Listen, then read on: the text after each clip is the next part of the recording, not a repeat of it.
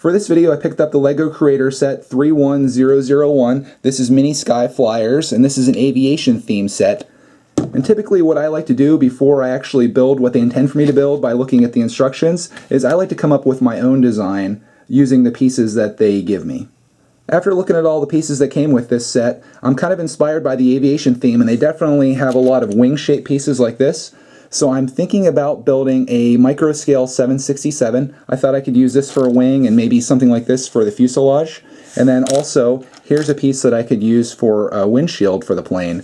So I'm going to take everything here. I don't think I'll need nearly all these pieces, and I'm going to make a Microscale 767. Here's what I came up with for my 767 Microscale build. I mainly used most of the small pieces from this set. I still have a ton of pieces left over, but this is something I really wanted to make. You can see what I used for the windshield, and then it's mostly yellow at the top. Mainly the pieces from this set were yellow and black, as you saw.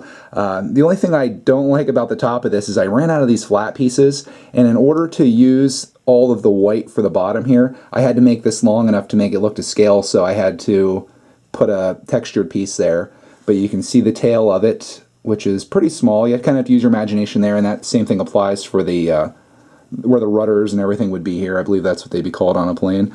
So that's a little thin, so you have to use your imagination. The wings use some of the larger wing pieces from the kit there, and then the engines, you also have to kind of use your imagination there. This is kind of when you're doing these micro scale builds, you really have to pretend that these things are actually what they're supposed to be, but I use some of these pieces to show the engines on the sides. So from the front, it actually looks pretty good.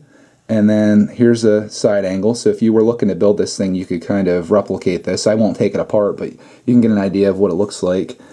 Here's the side with the wings. And then here's the bottom. This is what I did to hold the wings together. Actually, you can take that off. So then it has the body here, and then the wings are its own separate piece. I had to do that because I made this only one block wide, and there was no way to attach these wings together, only making this that thin. So I unfortunately have this in the bottom, but you can kind of look at that as being the landing gear or anything else, or I could put maybe some of these little black pieces on the bottom for landing gear and one on the front. I kind of thought it took away from it. I kind of wanted to make it look like it was a plane in flight. So this is what I came up with for this, and I think it looks pretty cool for a Microscale 767 build. I'd actually like to build another one of these just using regular pieces that I have from LEGO sets, not being constrained to the pieces that came from this creator set. And I think I can make one of these look really awesome, so that might be an idea for a future build.